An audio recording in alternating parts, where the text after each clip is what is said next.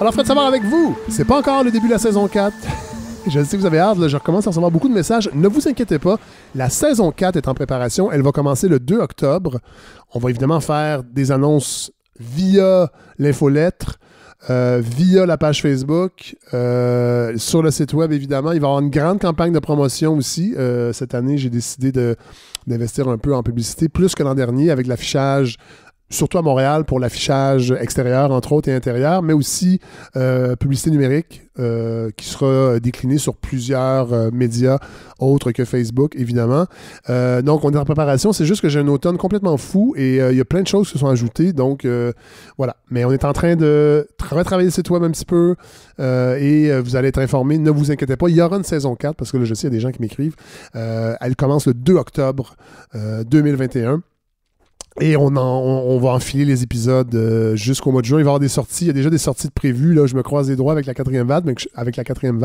Mais je pense ça va être OK pour qu'on puisse, entre autres, se rendre à Bécomo et dans le coin de Tadoussac. Mais je vous donnerai les détails en temps et lieu. Il y aura un épisode aussi avec le patrimoine vivant du Québec qui est prévu un peu plus tard, qui sera enregistré à Québec, au Musée de la Civilisation. Mais encore une fois, c'est pandémie, on va voir, mais bon, moi je suis vacciné, donc ça devrait aller. Tout ça pour vous dire qu'on travaille très très fort à préparer la saison 4, mais là, vous vous rappelez évidemment, en début d'été, j'avais offert l'espace de cette balado à la communauté, vous y avez répondu avec toutes sortes d'épisodes qui sont allés un peu à gauche et à droite. Je sais qu'il y a des auditeurs qui ont été un peu désarçonnés. Mais voilà, c'est un laboratoire. Alors moi, j'ai vraiment donné la possibilité à n'importe qui d'animer et j'avoue que le retour, en général, quand les gens me disent « OK, j'ai fini mes entrevues, hey, c'est pas facile, hein, animer voilà. Alors, c'est un métier, mais je suis content quand même d'avoir offert cette possibilité aux membres, aux auditeurs, aux auditrices de la balado de faire leurs propres épisodes. Et là, il en reste 2. Je vous l'avoue, il en reste 2.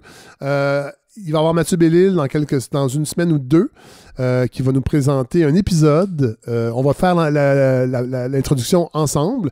Mais là, cette semaine, c'est Julia Posca de l'Iris qui m'a offert, en fait, de faire un épisode sur de nouveaux modes d'habitation, de poursuivre la réflexion que j'avais fait avec Louis Gaudreault, qui était venu nous parler de son livre sur la crise immobilière à la saison 3. Donc, elle va aborder 3 façons d'entrevoir l'habitation. Je ne vais pas donner trop de détails, je vais lui laisser le faire, mais Julia Posca, vous la connaissez peut-être, c'est elle qui a publié l'an dernier le Manifeste des parvenus chez Luxe. Elle a également publié Détournement d'État, bilan de 15 ans de gouvernement libéral, un livre coécrit avec Guillaume Hébert qu'on a entendu à la balado, qui est chercheur aussi à l'Iris. Moi, j'aime beaucoup les gens de l'Iris. Je suis content qu'ils participent à la balado. Et là, Julia m'a offert d'animer cet épisode. Donc, elle s'entretiendra avec Marie-Sophie Banville, Louis Gaudreault et Estelle Grandbois-Bernard. Je la laisse dès maintenant vous présenter l'épisode qu'elle vous offre. Et nous, on se parle très, très bientôt pour la saison 4, bien sûr, et le dernier épisode de la communauté, appelons-les comme ça, ou les épisodes hors série avec Mathieu Bellil. Mais pour l'instant, je vous laisse entre les très bonnes mains de Julia Posca. Merci d'être à l'écoute et à très bientôt.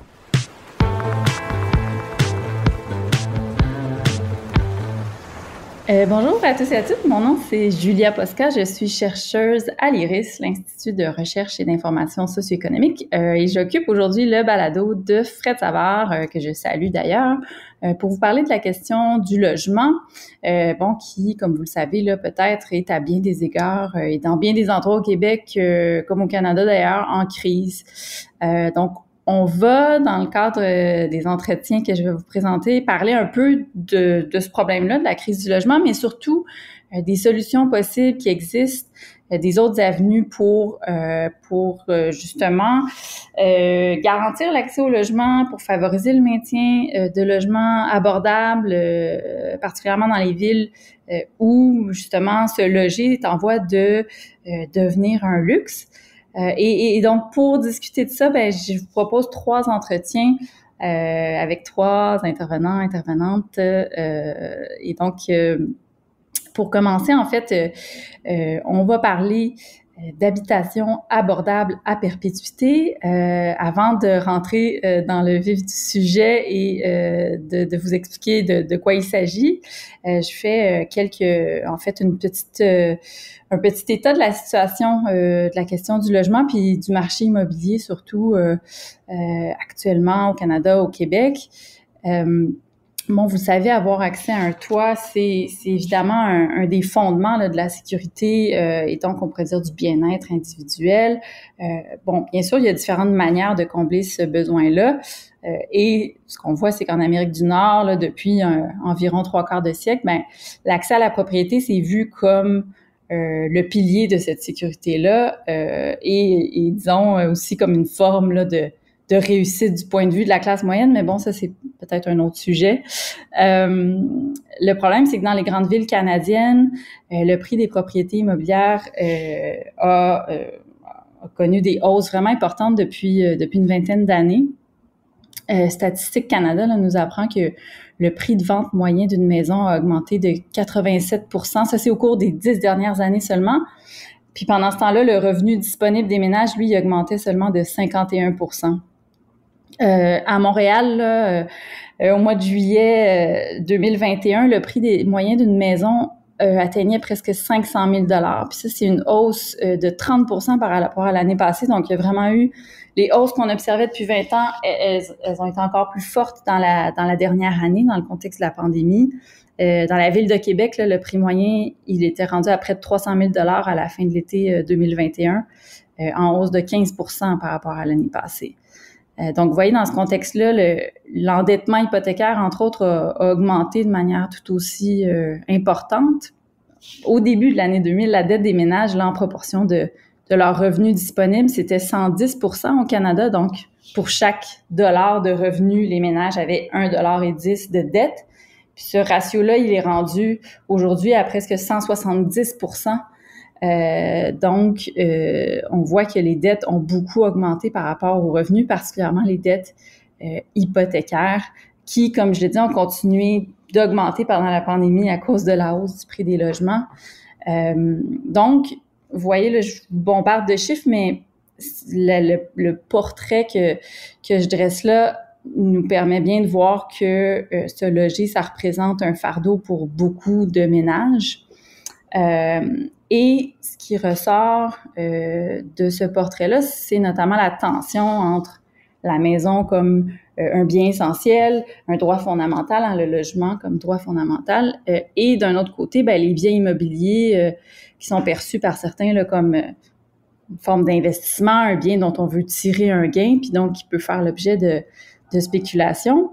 Ça pose la question, évidemment, de comment on fait pour renverser cette tendance, ou en tout cas, puis surtout pour garantir donc l'accès au logement, puis pour garantir ce droit-là au logement.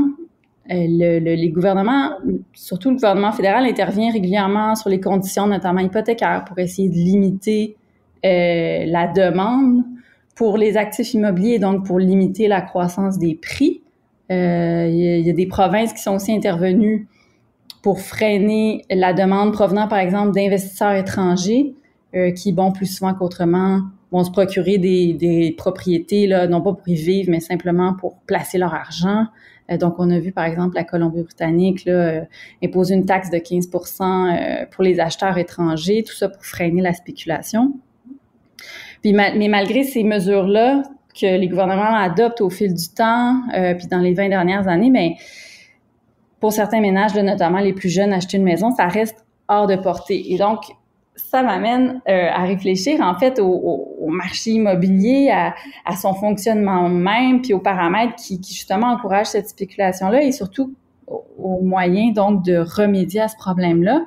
C'est ça qui m'amène qui, moi, m'a amené à connaître les habitations abordables à perpétuité, qui apparaissent vraiment comme un moyen pour freiner les tendances dont je viens de parler, puis préserver l'abordabilité du logement, là, en rompant le cercle vicieux donc de la spéculation. Pour en parler, j'ai invité Marie-Sophie Banville. Bonjour, Marie-Sophie. Bonjour, Julia. Donc, toi, tu t'impliques dans différentes initiatives qui proposent une relation plus harmonieuse, là, justement, entre les êtres humains et le territoire qui s'habitent. Ça t'a amené au fil des années à baigner là, autant dans l'organisation communautaire que l'urbanisme, l'antispéculation immobilière, l'innovation financière, l'écriture, la recherche et aussi l'enseignement universitaire. Tu possèdes une maîtrise en urbanisme de l'Université de Montréal et actuellement, tu poursuis un doctorat en droit à l'Université de Victoria, d'où tu nous parles d'ailleurs, ou du moins la ville. Marie-Sophie, c'est ça, je voulais discuter avec toi de cette idée-là des habitations abordables à perpétuité. Tu vas me dire, il y a peut-être d'autres manières de les nommer, mais qu'est-ce que c'est en gros, là, question simple pour débuter, parce que bien des gens ne connaissent pas ce modèle-là. Qu'est-ce que c'est? Qu'est-ce que ça mange en hiver? Ben, en fait, l'organisation avec laquelle moi je travaille puis je collabore depuis de nombreuses années, c'est Vivacité Société Immobilière Solidaire. Et nous, ce qu'on développe, dans le fond, dans cette OBNL-là, c'est un nouveau mode d'accès à la propriété qui existe ailleurs dans le monde, mais pas encore de façon généralisée au Québec, qui s'appelle de la propriété à capitalisation partagée, qu'on appelle aussi de la propriété solidaire, pour rendre ça un petit peu plus accessible pour tout le monde. Donc, peut-être pour nuancer tout de suite en commençant, quand on parle d'habitation abordable en perpétuité, des modèles abordables à perpétuité, on en a déjà plusieurs au Québec. Si vous prenez une coopérative d'habitation locative, elle est abordable à perpétuité, tant et aussi longtemps qu'elle n'est pas revendue sur le marché régulier. La même chose pour les organismes à but non lucratif. On pense aux plus petits OBNL qui possèdent un bâtiment ou même ce qu'on appelle les sociétés acheteuses, les mutuelles d'acquisition comme Interloge, Solide, la Chapem à Montréal, qui eux possèdent des centaines, si c'est pas des milliers de logements, qui sont abordables à perpétuité de par le fait que le propriétaire est un OBNL qui a dans sa mission de garder l'habitation abordable à perpétuité. Donc, c'est la même chose avec les HLM, les habitations à loyer modique.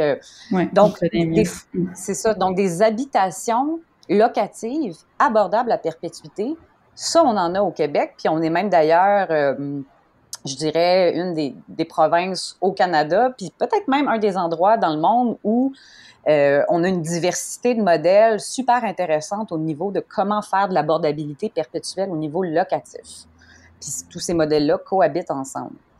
Vivacité, la contribution qu'on veut faire dans ce paysage-là, c'est de rajouter la question de l'accession à la propriété dans le paysage plus large des habitations abordables à perpétuité.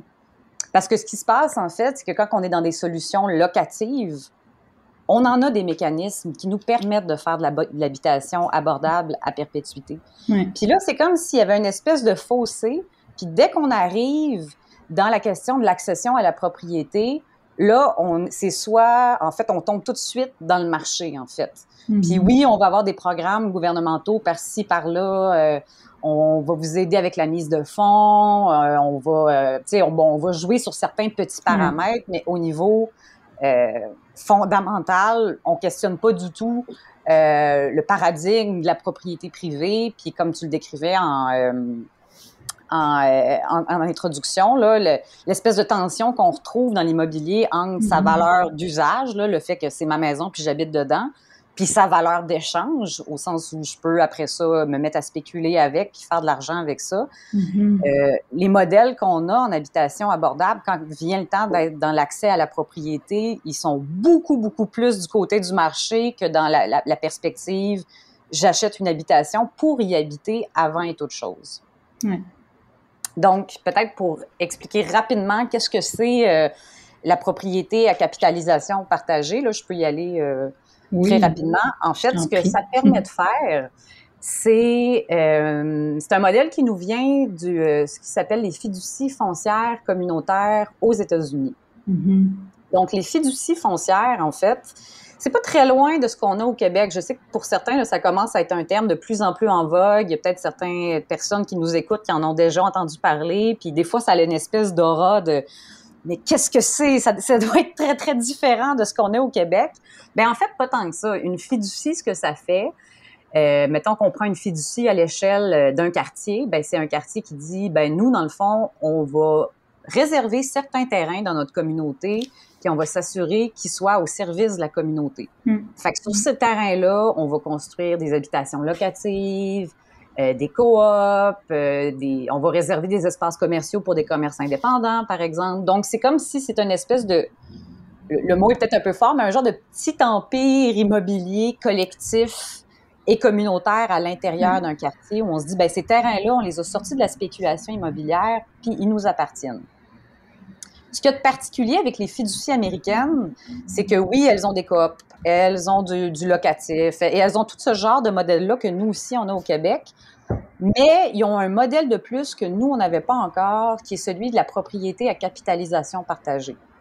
Donc, ce que ça permet de faire, en fait, la propriété à capitalisation partagée, c'est que, puis nous, on y a fait une petite twist là, pour pouvoir l'importer au Québec, parce que la façon dont le common law fonctionne aux États-Unis, puis le droit civil au Québec, c'est pas, on peut pas traduire parfaitement le modèle.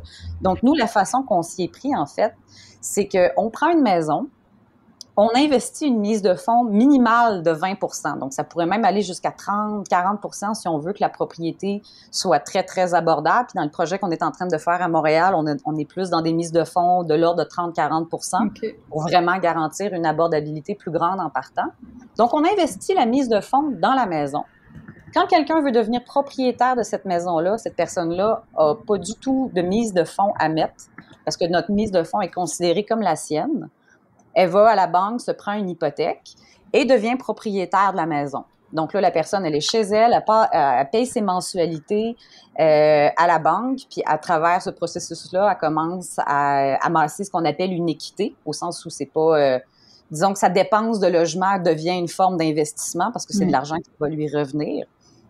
Donc, la personne, elle est chez elle, elle vit sa vie, et à partir du moment où elle veut revendre...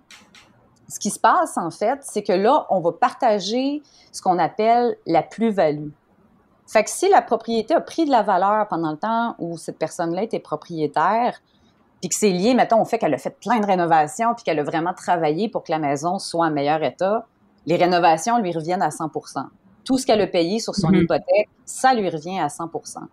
Mais la plus-value qui est purement due au marché, qui est plus de la spéculation, c'est ce bout-là qu'on partage ensemble. C'est le bout où on se dit, mais écoutez, c'est un commun, cette valeur-là. C'est pas une valeur auquel on a un droit individuel.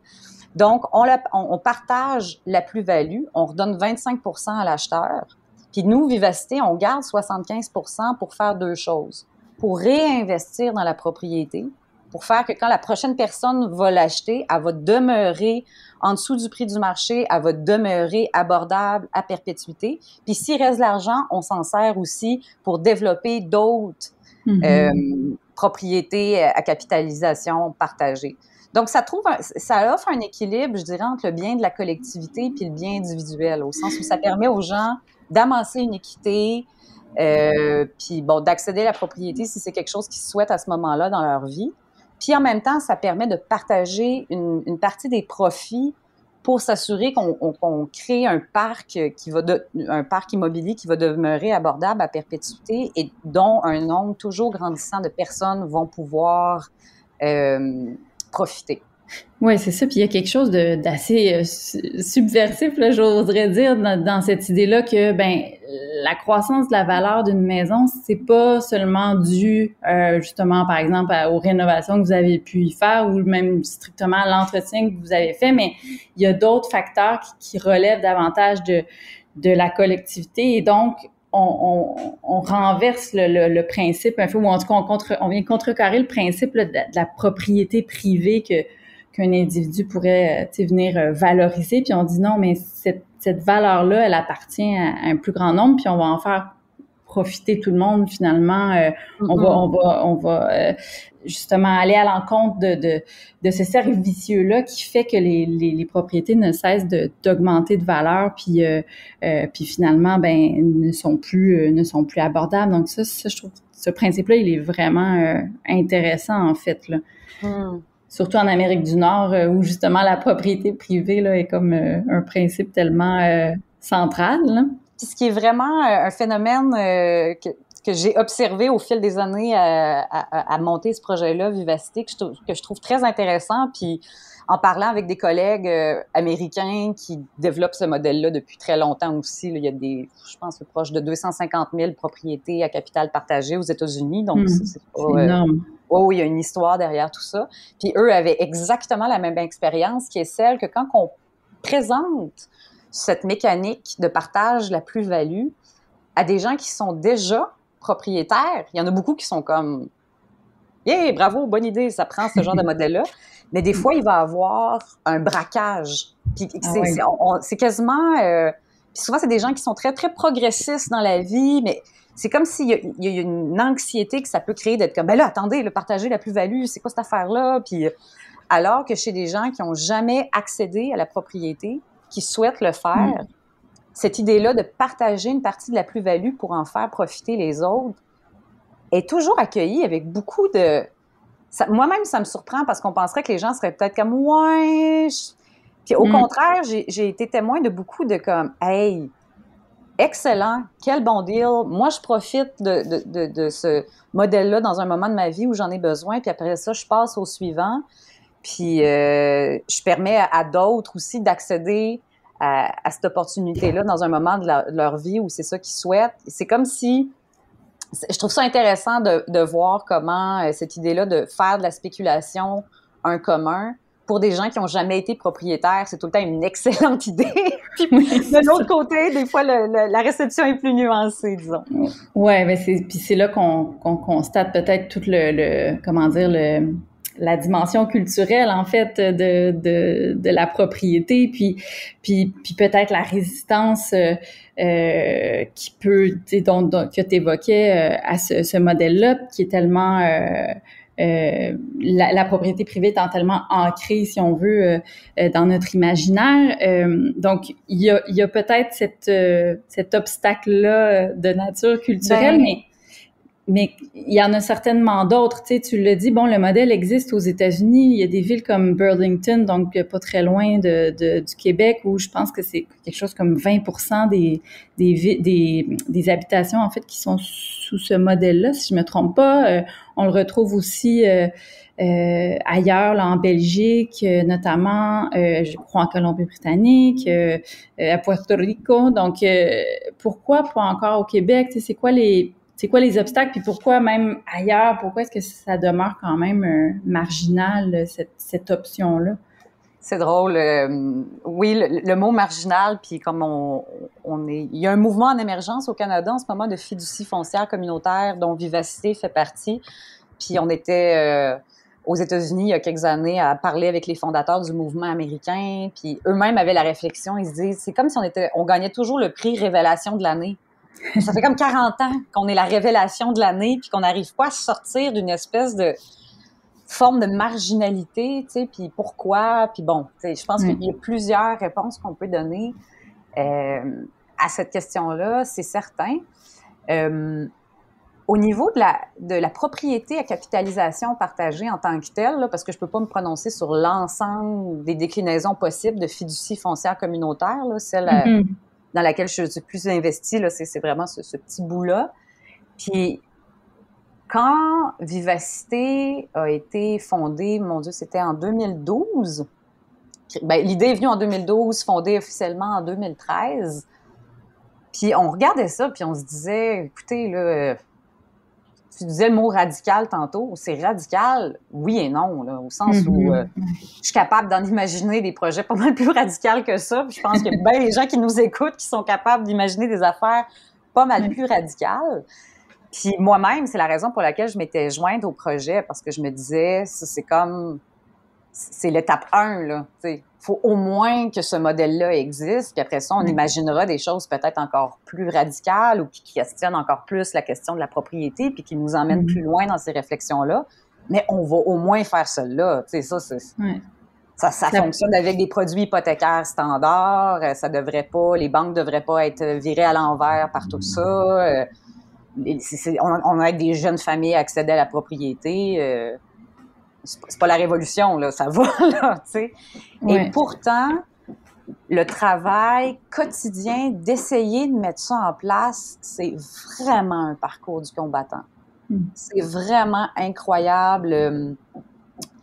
Toute la subtilité légale que ça prend, l'insertion avec les produits financiers.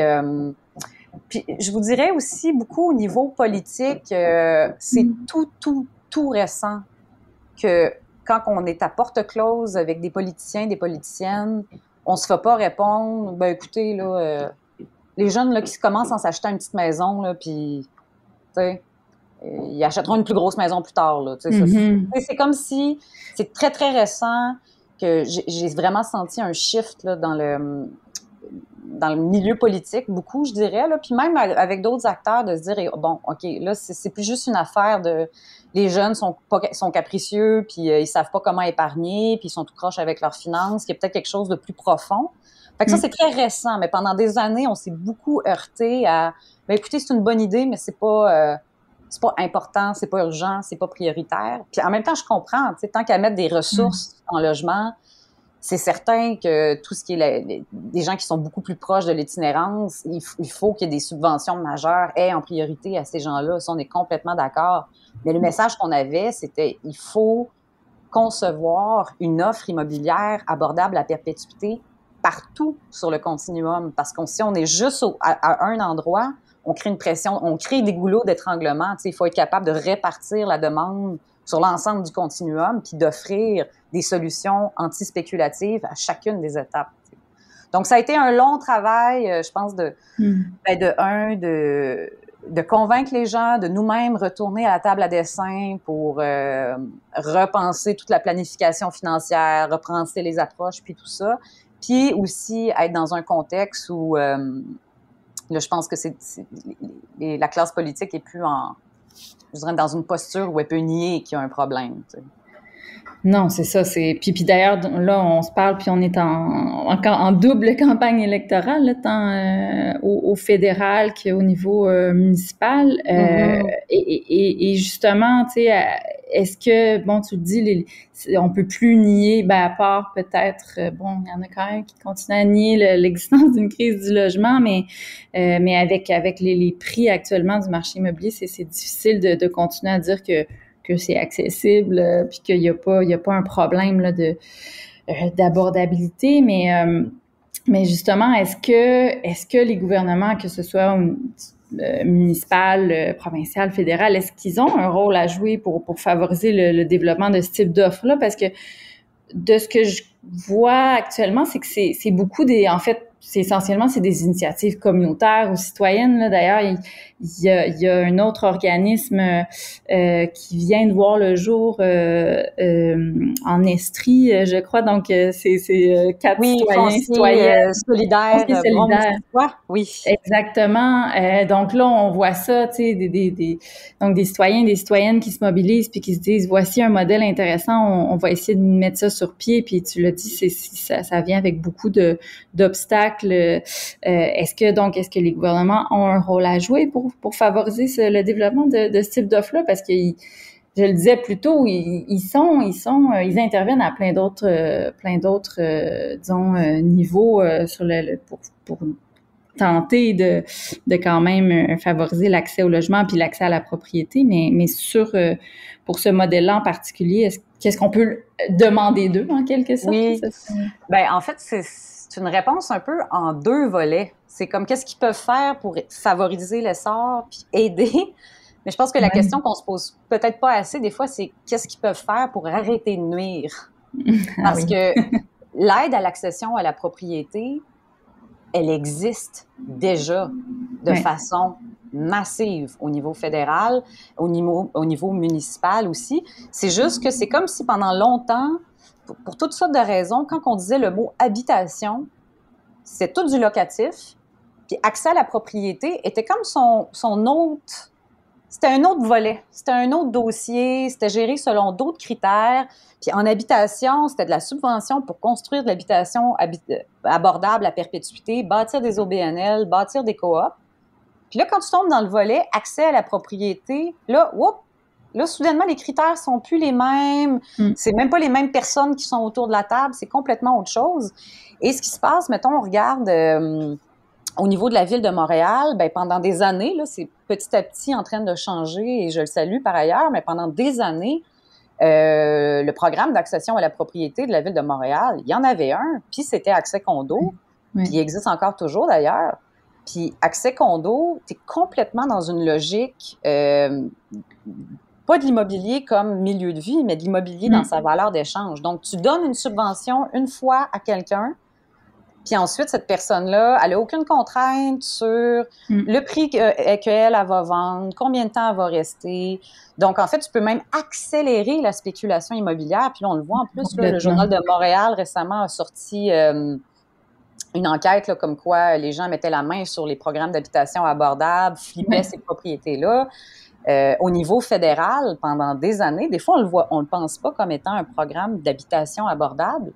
Mais la prime assurance SCHL, c'est son programme d'accession à la propriété fort. En fait, qui garantit finalement les prêts hypothécaires. Là, c'est la Société canadienne d'hypothèque et de logement qui va garantir les prêts. Puis donc, finalement, il donne toutes les conditions pour que la banque fournisse des prêts et donc pour que les ménages s'endettent, achètent des maisons, puis ben ça fait qu'il y a une demande soutenue pour ces biens-là. C'est ça, tu sais, la prime assurance SCHL, en fait, pour les gens qui savent pas, c'est si vous n'avez pas une mise de fonds de 20%, ce qui a longtemps été la norme, le gouvernement s'est dit, ben pour rendre l'habitation abordable, l'accès à la propriété abordable, ce qu'on va faire, c'est au lieu de baisser les prix, ou au lieu de créer un mécanisme d'abordabilité perpétuelle ou de contrôle des prix, ben on va réduire votre obstacle à l'entrée. Fait que si vous mettez une mise de fonds de 15%, 10%, 5%, c'est correct, le gouvernement va vous assurer quand même. Les banques sont mortes de rire parce qu'elles ont zéro risque, tu sais. Donc, on se demande qu'est-ce que les gouvernements peuvent faire pour aider.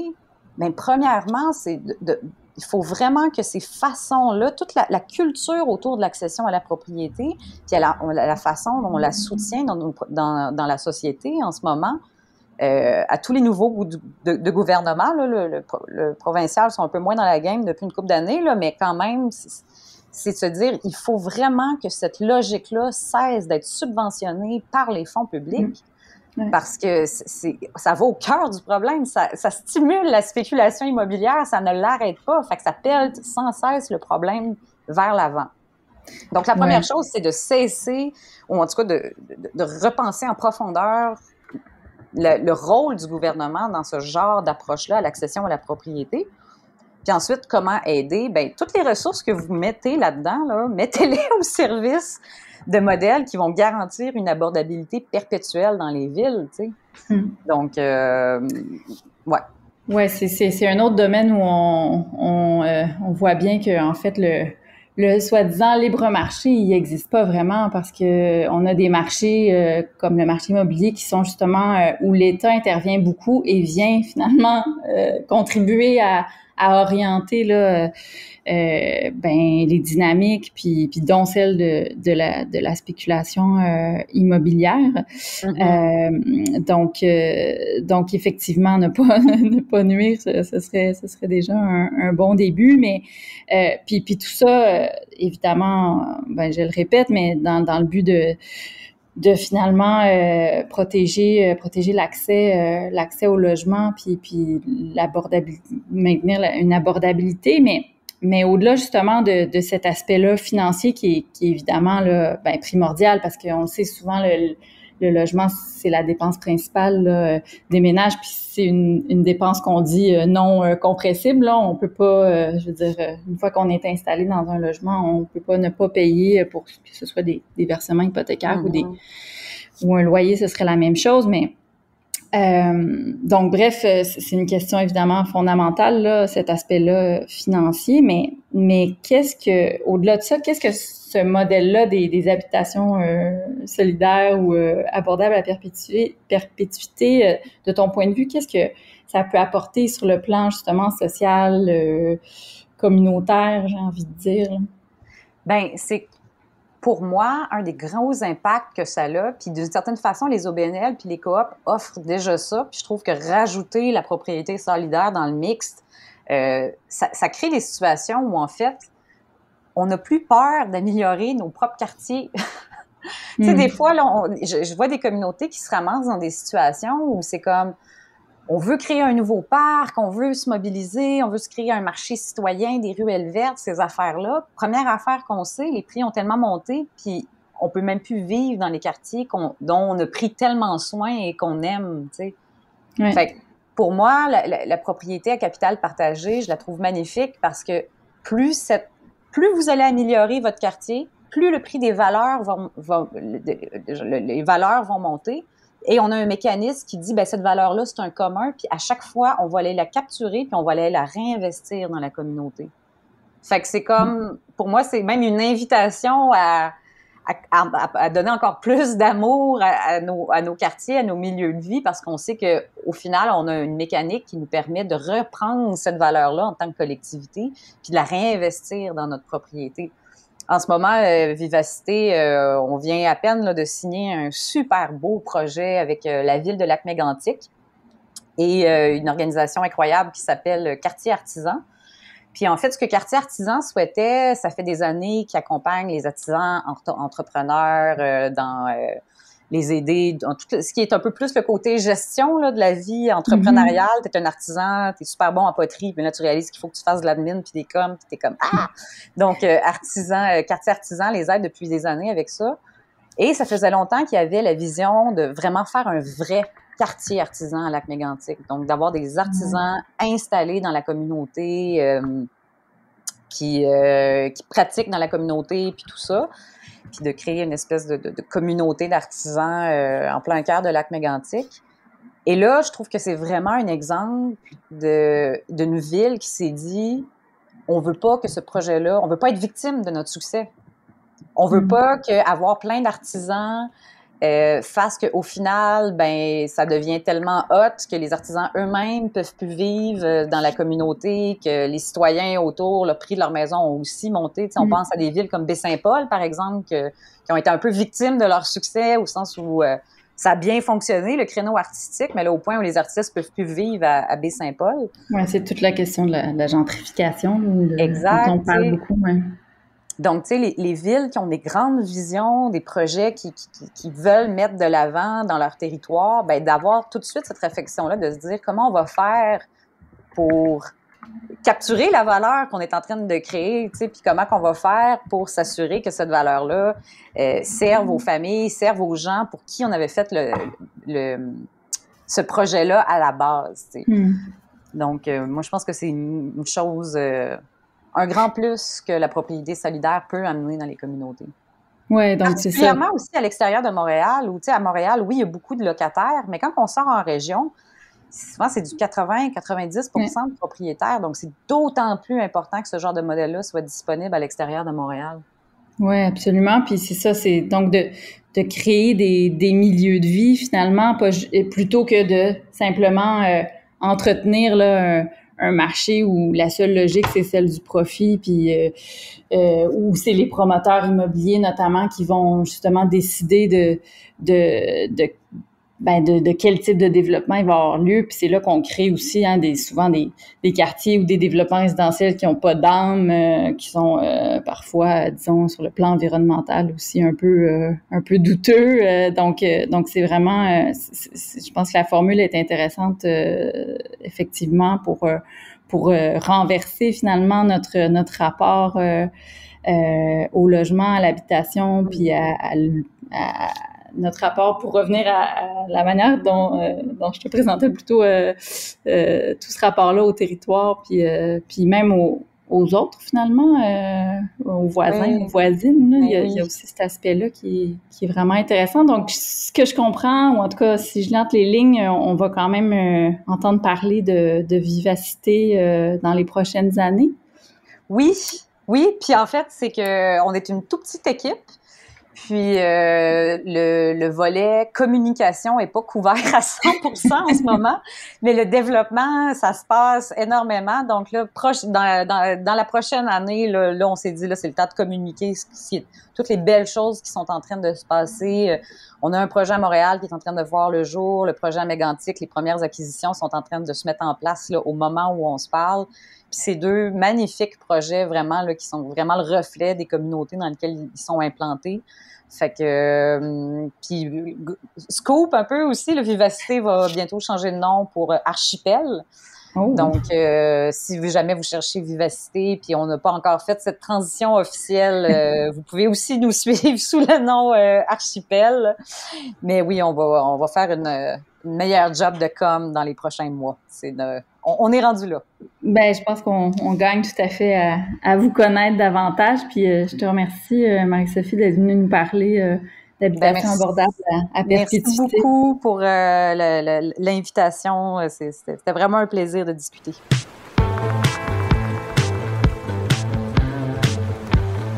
Alors, on va parler maintenant de logement locatif, parce que, bon, évidemment, dans l'état actuel des choses, il faut bien constater là, que pour certains ménages, certaines personnes, la seule option pour se loger, c'est encore de se tourner vers le marché locatif traditionnel, donc le marché privé. Puis ça pose la question de comment est-ce qu'on peut protéger leur droit au logement. Je vous partage peut-être quelques données avant de commencer là, sur la situation du logement au Québec. On a beaucoup parlé dans les dernières années de crise du logement. Et du fait qu'on serait en pleine crise du logement ici au Québec puis ailleurs au Canada d'ailleurs. Certains se rappelleront peut-être là qu'au début des années 2000, c'est parce que les taux d'inoccupation étaient très faibles là, qu'on parlait de crise. Beaucoup de locataires s'étaient retrouvés sans logement là, au 1er juillet. Puis on peut dire que c'était un peu la même situation qu'on a vue en 2019, donc avant la pandémie, les taux d'inoccupation, donc le taux de logements qui sont disponibles, là, il était relativement peu élevé au Québec, c'était 1,8% en moyenne là, dans les centres urbains du Québec. En 2020, avec la pandémie, les taux d'inoccupation ont un peu remonté. On était rendu à 2,5% en moyenne, toujours dans les centres urbains au Québec, 2,7% à Montréal et à Québec. Donc, ça reste légèrement en dessous de ce qu'on considère être un point d'équilibre, là, donc un taux d'inoccupation de 3%. C'est là qu'on considère qu'il y a assez de logements disponibles pour que tout le monde réussisse à se loger. Donc, on est un peu en dessous de ce taux-là. Grâce, entre guillemets, à la pandémie. Par contre, particularité de la crise actuelle, c'est que les loyers là, dans les immeubles locatifs, ils ont beaucoup augmenté de plus de 50% à Montréal et à Québec dans les 20 dernières années. C'est des hausses qui sont moins importantes que celles qu'on observe sur le marché immobilier, mais il faut se rappeler que les locataires ont en moyenne là, des revenus qui sont plus faible. Hein? En 2018, là, par exemple, c'est 16% des ménages locataires au Québec qui vivaient dans un logement qui était considéré inabordable, de qualité inadéquate ou de taille non convenable, et leur revenu était insuffisant pour leur permettre d'accéder à un logement dans leur collectivité là, qui aurait été plus adéquat pour eux. C'est sûr que la faiblesse du cadre réglementaire actuel est un des facteurs importants là, qui peut expliquer la situation que je viens de dresser. Bon, quand on pense aux rénovictions, à la conversion de logements locatifs en logements touristiques de type Airbnb, phénomène qui était important avant la pandémie, les hausses de loyers abusives lors de l'arrivée d'un nouveau locataire, tous ces phénomènes-là, on peut les attribuer en partie à la faiblesse des contrôles en place là, pour bien protéger les droits des locataires. On a souvent l'impression que le tribunal administratif du logement, là, qui est anciennement la régie du logement, a plus les moyens nécessaires pour rééquilibrer les forces entre les locataires et les propriétaires. Puis il y a clairement une réforme nécessaire pour que cette institution-là protège mieux les ménages locataires actuellement au Québec. Mais au-delà de cette question-là de l'équilibre entre les rapports, l'équilibre des rapports entre les propriétaires et les locataires, mais il faut aussi que en amont, on se donne des moyens pour assurer le maintien d'un parc locatif dans les villes, puis assurer aussi surtout son abordabilité. Puis à ce sujet-là, on interpelle souvent les gouvernements provinciaux et fédéraux, là, du moins quand il était question d'intervenir dans le domaine du logement. Mais les municipalités ont aussi un rôle à jouer qui gagnerait là, à être plus assumé, si je puis dire. Puis c'est exactement de ça dont on va parler maintenant.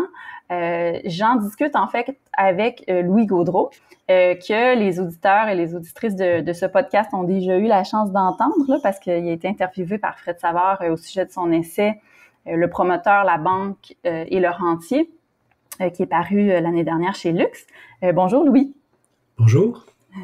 Donc Louis, tu es professeur, je le rappelle, au département de travail social de l'UQAM. Tu es aussi chercheur à l'IRIS. Et justement, en 2019, là, tu as publié avec Manuel Johnson une étude pour l'IRIS qui présentait 3 propositions en matière de logement, donc 3 mesures des pouvoirs qu'ont les municipalités et auxquelles elles pourraient avoir recours pour freiner la spéculation immobilière puis favoriser l'accès au logement. Bon, c'est une proposition qui portait principalement sur la ville de Montréal, mais avant d'entrer dans le cadre des propositions, qu'est-ce qui vous a amené à justement à produire cette étude-là puis à mettre ces propositions-là dont on va parler de l'avant?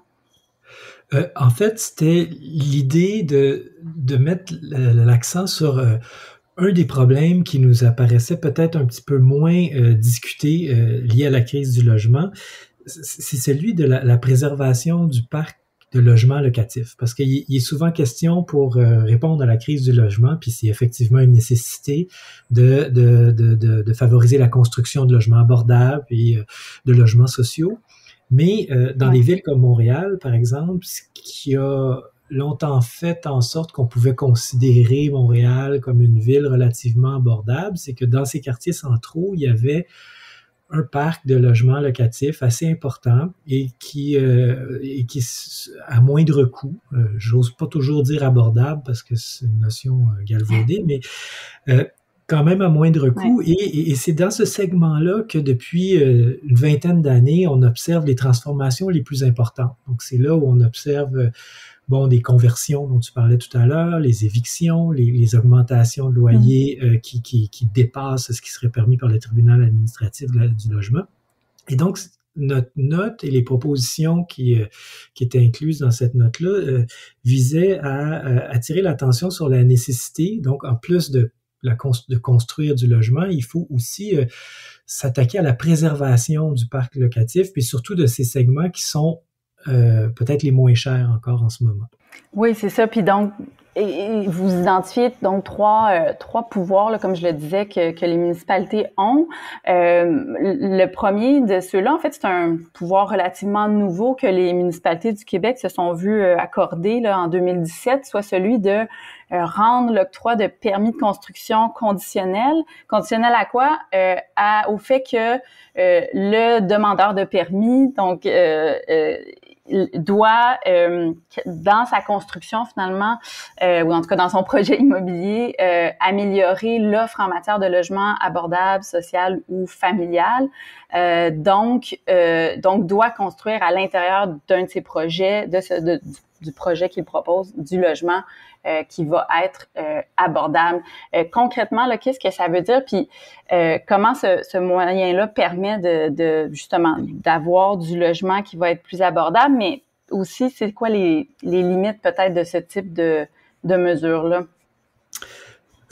Effectivement, ce pouvoir-là, il a été accordé aux villes dans l'intention de leur permettre de se doter de ce qu'on appelait autrefois, on le dit moins maintenant, d'une politique d'inclusion. C'est-à-dire, et ça vise essentiellement les grands projets privés où on se dit, dans ce projet-là, on souhaiterait qu'il n'y ait pas seulement, par exemple, du condo haut de gamme ou des logements qui seront pas accessible financièrement à la majorité des gens.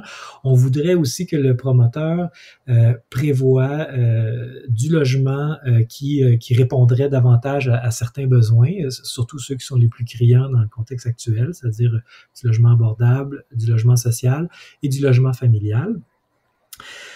Et donc, l'outil dont disposent les villes, c'est la capacité d'utiliser leur pouvoir d'émettre des permis. Donc, on va dire au promoteur, ben nous, on va te donner un permis de construction seulement si, en contrepartie, tu t'engages à inclure dans ton projet un certain nombre de logements abordables, sociaux ou familiaux.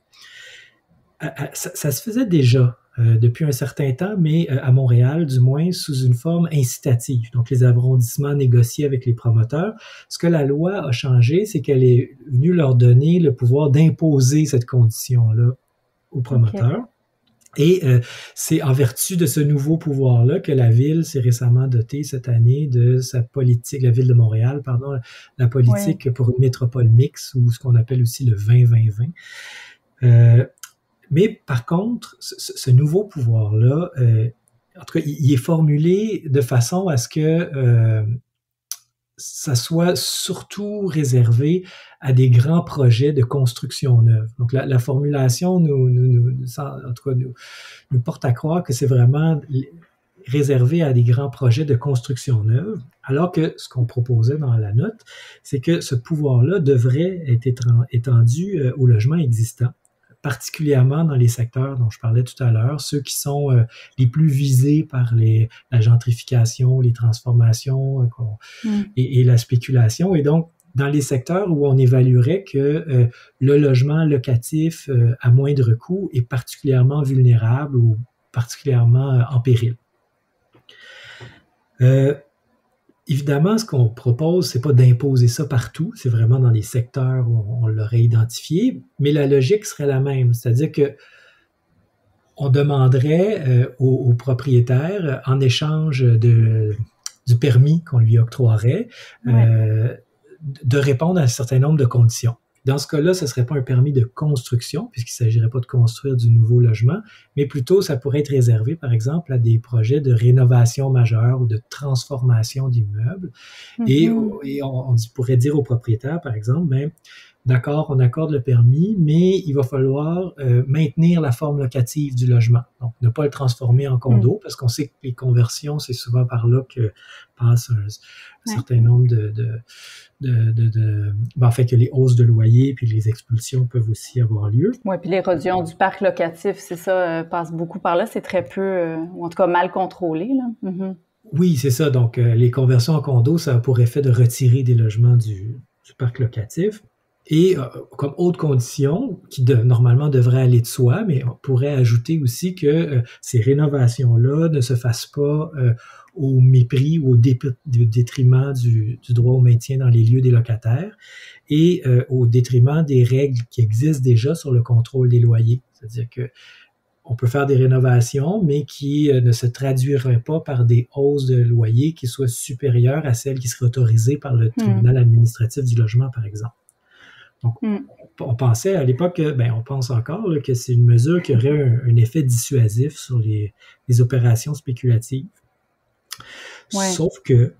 Sauf que il faut reconnaître là, qu'il y a quand même certaines limites à l'application d'une mesure comme celle-là en ce moment, parce que l'émission de permis dans les villes, en ce moment, elle doit se faire en conformité avec la réglementation qui existe déjà.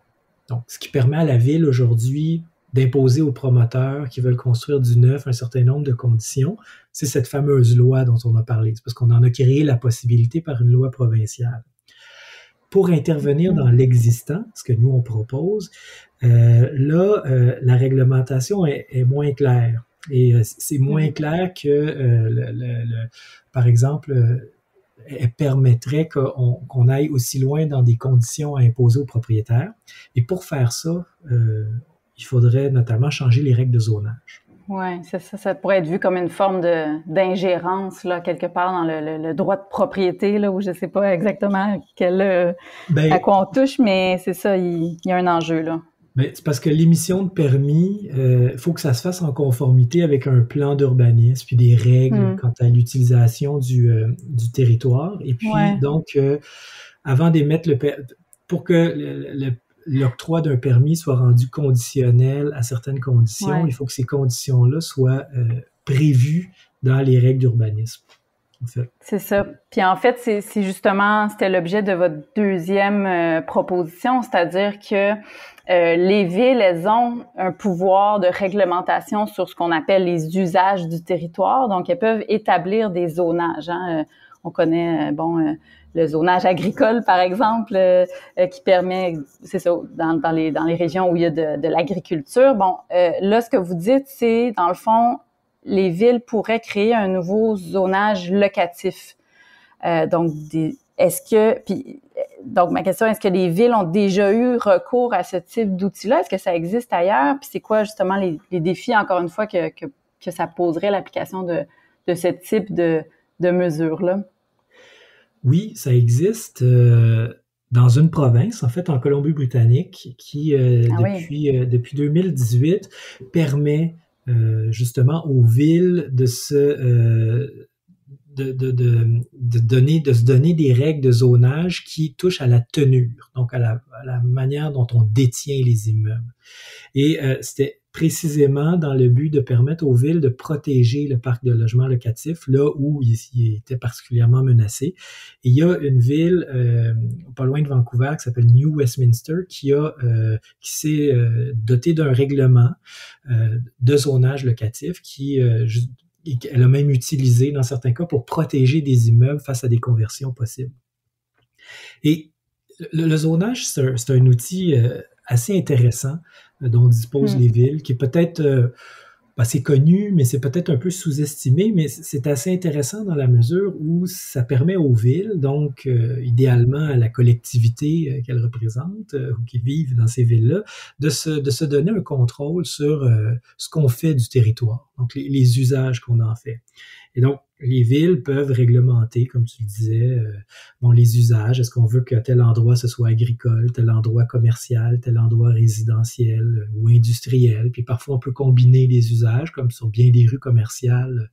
Au rez-de-chaussée, on permet des commerces, puis aux étages supérieurs du logement. Donc, et nous, on voyait dans ce pouvoir-là une possibilité intéressante pour les villes d'intervenir dans l'actuelle crise du logement, en utilisant le zonage pour faire un peu comme on le fait en Colombie-Britannique, imposer la forme locative.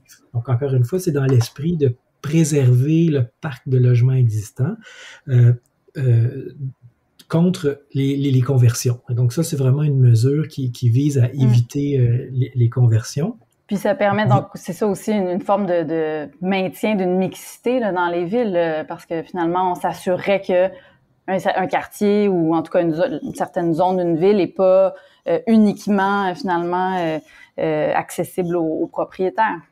Bien, exactement. Donc, c'est un peu selon le même principe que pour la proposition précédente. Ce ne serait pas un zonage qu'on imposerait à l'ensemble du territoire, mais vraiment dans des secteurs où on juge que c'est important de maintenir quand même un certain nombre de logements locatifs, probablement dans les zones où il est encore un peu moins cher, ce logement-là, ou à proximité du centre-ville ou de certains lieux ou infrastructures importantes, donc pour permettre à tout le monde d'avoir accès à la ville, finalement.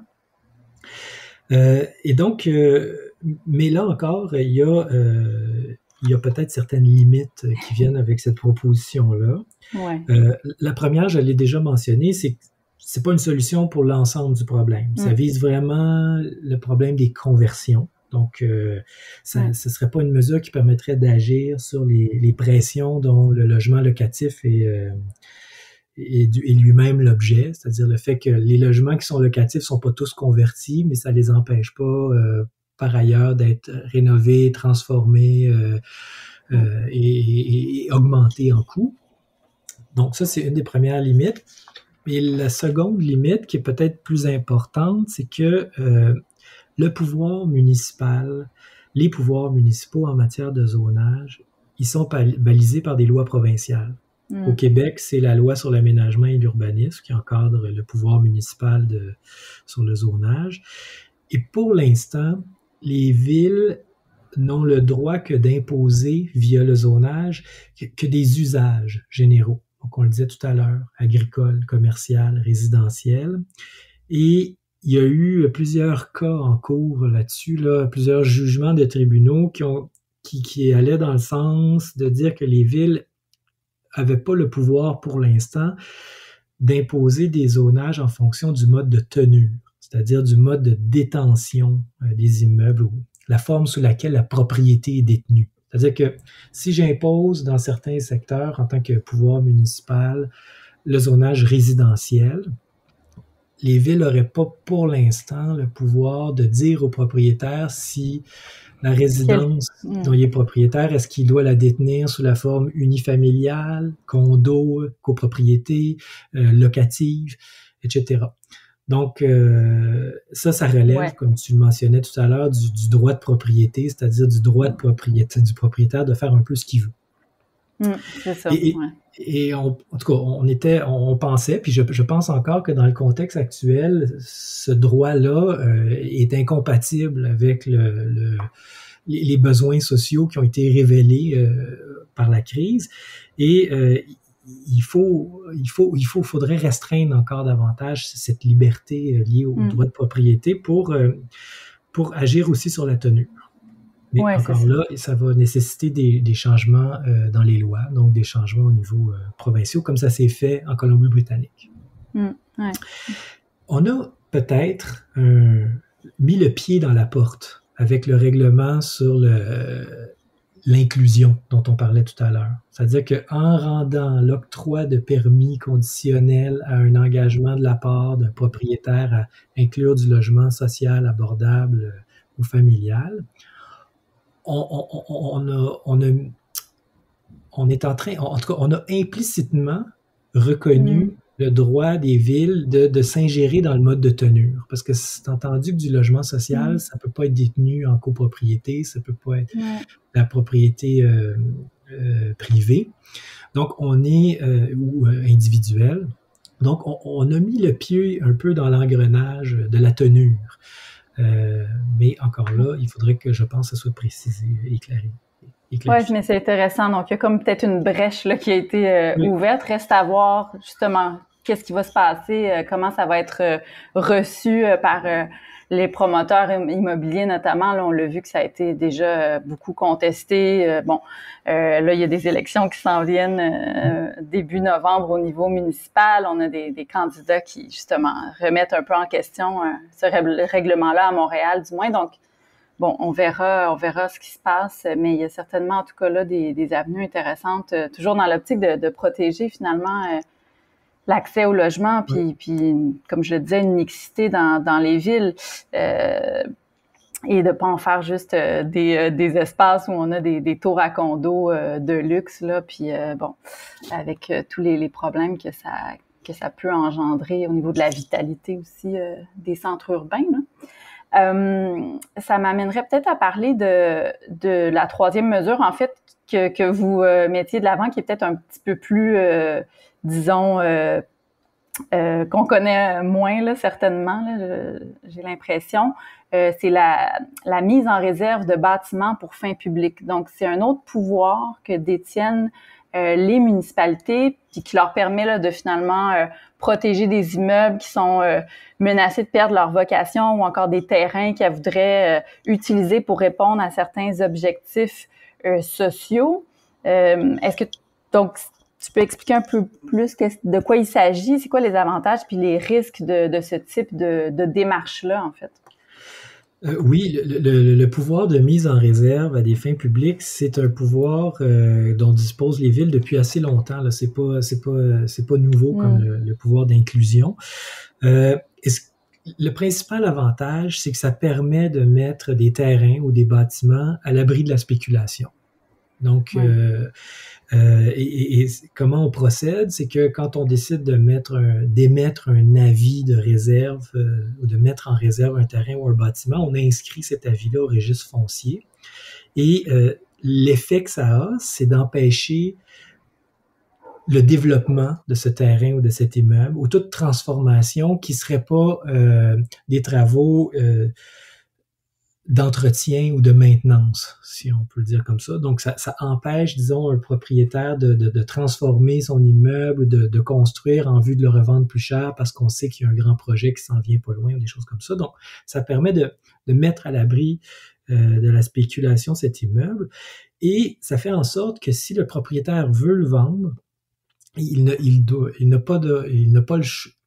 le vendre à la ville, premièrement, ou encore la ville aurait le pouvoir d'exproprier cet immeuble-là, moyennant quelques compensations, par exemple. C'est pas toujours gratuit, ces choses-là.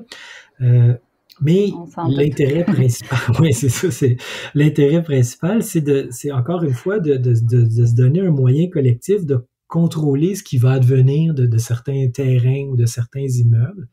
Et c'est pour ça que c'est un pouvoir qui est souvent utilisé quand il y a un grand projet de développement. Puis on veut s'assurer que on va réserver certains espaces pour développer les infrastructures qui vont être nécessaires ou qui vont devoir accompagner ce développement. C'est précisément ce qu'on n'a pas fait dans le cas du quartier Griffintown à Montréal. On ne s'est pas assuré de réserver des terrains pour construire des écoles ou des espaces publics.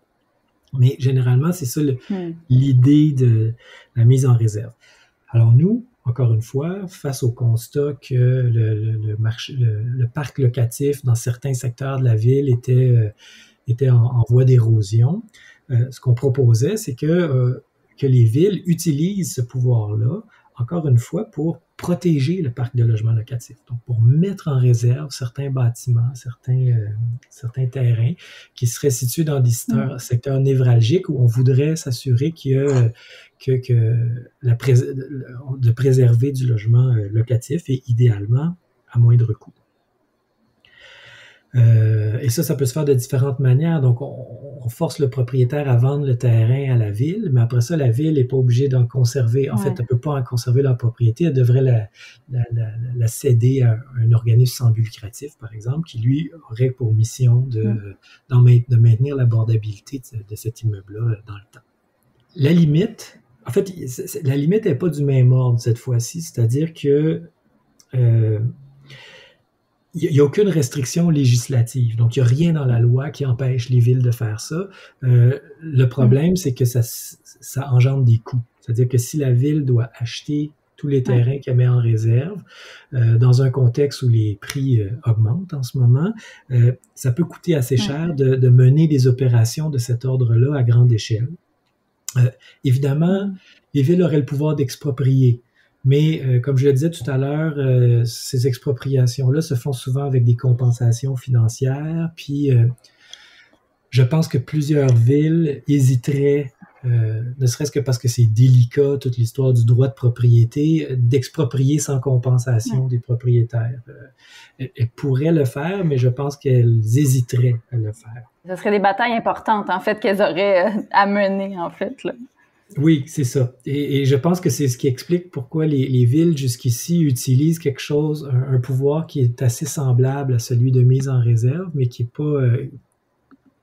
peut-être un petit peu moins intéressant de notre point de vue, qui est le droit de préemption. Donc, on va identifier des terrains, puis on va dire au propriétaire, tu peux pas le vendre sans nous avoir fait une offre, sans nous avoir soumis cette offre-là pour qu'on puisse être le premier acheteur.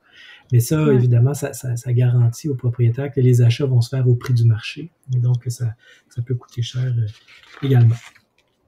Oui, c'est ça. Puis pour des villes qui, par ailleurs, comme Montréal, se font reprocher, disons, d'avoir justement des déficits. Puis donc, c'est sûr que c'est ça. C'est une solution qui est intéressante, mais certainement coûteuse. Et donc, on voit déjà venir la résistance, disons, c'est ça. Puis c'est vrai que c'est une réalité que les villes ont des pouvoirs en matière de revenus assez limités. Ils n'ont pas une grande liberté pour prélever des revenus. Alors, idéalement, des politiques, disons, ambitieuses de mise en réserve et d'achat de terrain, ça pourrait être financé par des paliers de gouvernement supérieurs.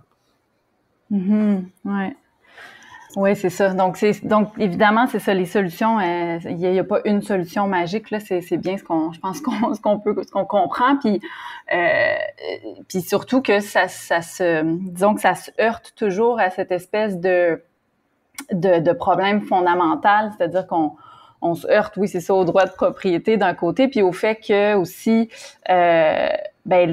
sur le marché privé, il y a toujours ces objectifs de rentabilité finalement des propriétaires qui vont entrer en contradiction avec l'abordabilité des logements et donc des règlements comme c'est ça le règlement 20-20-20 par exemple, la résistance elle vient entre autres du fait que justement les propriétaires disent là nos projets seront plus rentables, donc il y a toujours cette contradiction-là fondamentale, mais ça m'amène à en fait parler d'une dernière chose avec toi, c'est-à-dire qu'il y a des organismes qui peuvent jouer un rôle pour développer en fait une offre publique de logements abordables, parce que, comme je le dis, le marché privé, on le voit bien, ça a vraiment ses limites là, pour préserver l'abordabilité puis l'accès au logement. Puis parmi ces organismes-là, il y a toujours à Montréal la Société d'habitation de Montréal, la CHDM, qui est un organisme qui existe depuis plusieurs années, puis qui a à l'origine un rôle très intéressant à ce niveau-là. Est-ce que tu peux nous en parler un petit peu? C'est quoi son rôle, puis la manière qu'on pourrait peut-être le réactualiser pour justement ajouter à notre panier de mesures, là, si on veut, puis de propositions pour favoriser l'accès au logement dans des villes comme Montréal, mais même comme dans d'autres centres urbains? Oui, parce que ce qui est intéressant dans le cas de Montréal, mais après ça, d'autres villes pourraient s'inspirer de cet exemple-là, c'est qu'on a déjà cet outil-là qui pourrait nous aider à mener cette politique ambitieuse dont je parlais tout à l'heure, là, d'acquisition de terrain à des fins publiques et communautaires. Et à Montréal, c'est la SHDM, la Société d'habitation et de développement de Montréal, qui a été créée, mais qui a été développée. Elle a été créée à la fin des années 80 par l'administration Doré. Elle a avec pour mission, puis ça se faisait sous différents programmes, là, mais grosso modo, d'acheter des immeubles dans les quartiers défavorisés, de les remettre en état et soit d'en transférer la propriété à des coops ou des OBNL, ça s'est fait beaucoup pour des maisons de chambre notamment, ou bien d'en conserver la gestion à la SHDM elle-même pour en maintenir, dans les deux cas, en fait, l'abordabilité relative dans le temps. Donc, et ce qui fait en sorte qu'aujourd'hui, les logements qui ont été achetés par la SHDM dans les années 80-90. Elle en possède encore 2000. En fait, c'est plutôt autour de 4000-4500. 2000 qui avaient été achetés par la SHDM, puis 2000 qui sont financés par un programme fédéral de la Société canadienne d'hypothèques et de logement.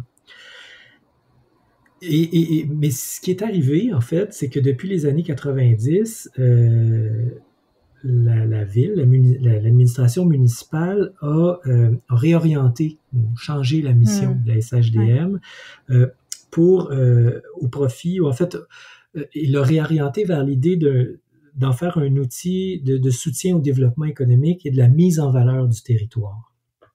Et c'est à ce moment-là que la SHDM a mis fin à ses programmes d'acquisition de logements locatifs pour se tourner vers de l'aide à des promoteurs afin qu'ils développent des projets de condos qui se vendent un peu moins cher que lorsqu'ils n'ont pas l'aide municipale. Donc, c'est l'accès à la propriété, mais qui a le problème de ne pas répondre véritablement aux besoins les plus criants. Nous, on pense que dans le contexte actuel, ça serait utile, même, j'ai envie de dire nécessaire, de revenir à la mission d'origine de la SHDM. C'est d'ailleurs dans la plateforme de Projet Montréal en 2017.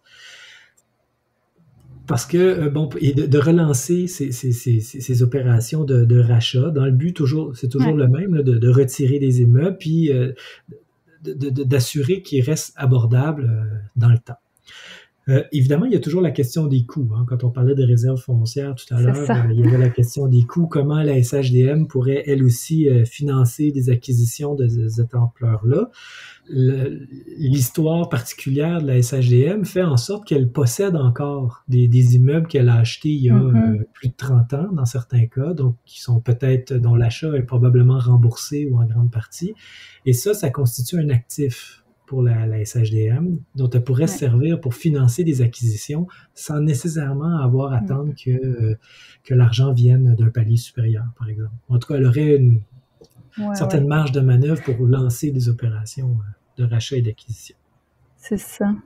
Mais est-ce que je me trompe ou actuellement, son financement est quand même, il est indépendant justement, ou c'est la ville qui finance la SHDM? Non, c'est ça. La SHDM, c'est un organisme public qui a été privatisé au début des années 2000, pendant quelques années, mais parce que l'organisme s'est retrouvé au cœur d'un certain nombre de scandales. Le Faubourg Contrecœur, ça dit peut-être quelque chose à certaines personnes, qui est un peu à l'origine de la démission de certains hauts placés là, de l'administration Tremblay. Après, suite à oui, voilà. Et suite à ça, on a redonné à la SHDM son statut d'OBNL, en fait, de société paramunicipale. C'est-à-dire que c'est un OBNL qui est indépendant, mais sur lequel la ville a encore un certain nombre de pouvoirs, notamment en termes d'orientation, puis en termes de choix des administrateurs. Mais c'est aussi un OBNL, donc qui a une certaine indépendance, et puis qui est sur le plan du financement, notamment. Oui. Donc, il reviendrait à la ville de redéfinir finalement sa mission d'origine. Oui, tout à fait. Oui, c'est ça. Toujours dans l'optique donc de finalement, j'ai envie de dire compétitionner avec le marché privé, mais sur la base de cette idée que finalement, le logement, l'accès au logement, c'est un droit, puis on peut pas juste laisser justement le soi-disant libre marché réguler finalement l'accès au logement, parce qu'on le constate finalement, c'est les dérives qu'on constate actuellement, elles sont le résultat du fait qu'on permet aux promoteurs privés, aux propriétaires de développer, puis de rénover, puis de convertir davantage selon leurs intérêts propres. Mais donc, c'est toutes les mesures que vous mettez de l'avant dans la note en 2019 qui, soit dit en passant, est disponible en ligne sur le site de l'IRIS. Donc, je pense qu'elle nous rappelle en fait que le logement doit être régulé, à la fois les relations entre propriétaires et locataires, mais aussi que les villes puis les gouvernements peuvent prendre part en fait à l'offre de logement pour garantir l'accès puis l'abordabilité. Donc, je te remercie, Louis, d'être venu un peu démystifier toutes ces mesures-là avec nous. On espère que, évidemment, il y avait peut-être des candidats à la mairie là, qui étaient à l'écoute de cet échange.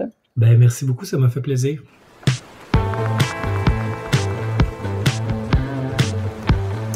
Donc, face à la situation actuelle du logement locatif, notamment, on l'a vu, on ne peut pas se contenter de réguler le marché privé. Il faut aussi se donner des moyens de créer du logement abordable qui soit soustrait des impératifs de rentabilité des promoteurs et des propriétaires immobiliers. Et parmi les habitations abordables qui existent au Québec et qui représentent justement une alternative là, au marché privé, il y a les coopératives d'habitation. Les coops. Donc, une coopérative d'habitation, vous le savez peut-être, là, c'est une association en fait qui devient propriétaire d'un immeuble et les membres de cette association-là, ce sont ceux qui vont, qui louent un logement puis qui vont ensuite gérer ensemble et entretenir ensemble cet immeuble-là. Il y aurait là plus de 1200 coopératives d'habitation au Québec selon le ministère de l'Économie et de l'Innovation. Et plus de 50 000 personnes qui vivent dans ce type d'habitation-là, selon la FECHIM, là, qui est la Fédération des coopératives d'habitation de Montréal. Il y a différents types de coop d'habitation au Canada, mais la plupart, ce sont des coopératives locatives qui ont été créés dans les années 70-80 là, dans le cadre de programmes gouvernementaux fédéral et provincial qui visaient en fait à fournir du logement à des personnes à faible revenu et modeste revenu. Et donc, ce sont encore aujourd'hui les coops, des logements qui sont relativement abordables, où les locataires sont admissibles au supplément au loyer qui est offert par le gouvernement provincial au Québec, du moins. Et les coops, elles se distinguent par contre de d'autres types de logements abordables, comme par exemple les HLM, les habitations à loyer modique. Elles se distinguent du fait qu'elles sont gérées collectivement par les résidents, comme je le disais. Donc, une coop, c'est un conseil d'administration qui veille au bon fonctionnement de la coopérative. On peut créer des comités pour se répartir les différentes tâches. Il y a des assemblées générales qui ont lieu. Puis bon, elles sont censées respecter aussi les principes coopératifs qu'a établi l'Alliance coopérative internationale, donc comme tout type de coopérative. Elle se distingue aussi par le fait que, puis elle se distingue là peut-être du logement privé traditionnel, si on veut, par le fait que les membres de la coop vont pas tirer de gains financiers de leur participation dans la coop. Ils doivent gérer avant tout leur logement pour en assurer l'intégrité, la pérennité. Et donc, on pourrait dire que c'est un peu l'opposé, en apparence du moins, de l'idéal là, du propriétaire immobilier qui est amené à concevoir sa maison, sa résidence comme un investissement puis un placement qu'on veut vouloir, dont la valeur doit croître.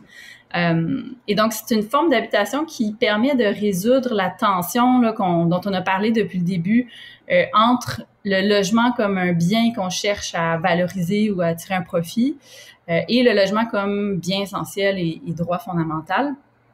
Bref, c'est un modèle qui gagnerait là, à être étendu pour assurer l'accès au logement. Et pour parler de ce modèle-là, puis aussi des défis qu'il comporte, j'ai invité Estelle Grandbois-Bernard à venir discuter avec nous. Bonjour Estelle. Bonjour. Alors Estelle, tu es doctorante en sociologie à l'UQAM. Tu es aussi une militante pour la justice sociale et évidemment membre d'une coopérative d'habitation depuis près de 10 ans. Donc, je voulais discuter avec toi un peu de ce que ça implique, la vie en coop. Et j'aimerais donc te demander peut-être pour commencer, qu'est-ce qui t'a amené en fait à vivre dans une coopérative d'habitation? Oui. Merci beaucoup pour l'invitation d'abord. Ce qui m'a amené à vivre dans une coopérative d'habitation, je pense...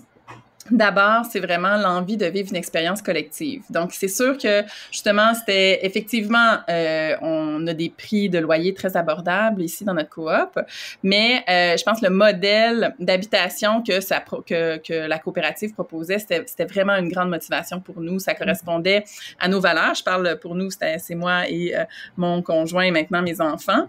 Ça correspond à nos valeurs, donc l'entraide, la coopération, la solidarité. Puis, c'est sûr aussi que dans nos idéaux, entre guillemets, se sortir d'une perspective justement propriétaire ou propriétaire-locataire sur l'habitation, c'était quand même quelque chose qu'on trouvait vraiment intéressant comme expérience. Et donc, faire partie, justement, vivre une expérience collective, faire partie d'un groupe qui a à prendre des décisions ensemble, à trouver des moyens de vivre ensemble, je pense que c'était vraiment ce dont on avait envie, en fait, de tous les défis qui viennent avec, mais aussi de l'espèce d'idéal là, que ça représente. Ouais, donc d'avoir une autre relation à l'habitation qui est pas juste d'habiter dans un lieu puis de posséder une maison, disons. Exactement. Ouais, mais justement, ça vient donc ce mode d'habitation-là vient avec une implication. Il requiert une implication oui. Dans la coop. Ça demande du temps, ça demande aussi certaines compétences. Hein, souvent, par exemple, pour faire des travaux, même des habiletés sociales, gérer le quotidien avec les voisins, les voisines. J'aimerais te demander, est-ce que tout le monde a les moyens de s'impliquer dans la vie d'une coop? C'est quoi les difficultés que vous rencontrez sur ce plan-là au quotidien, puis dans la durée aussi là, de la vie de la coop?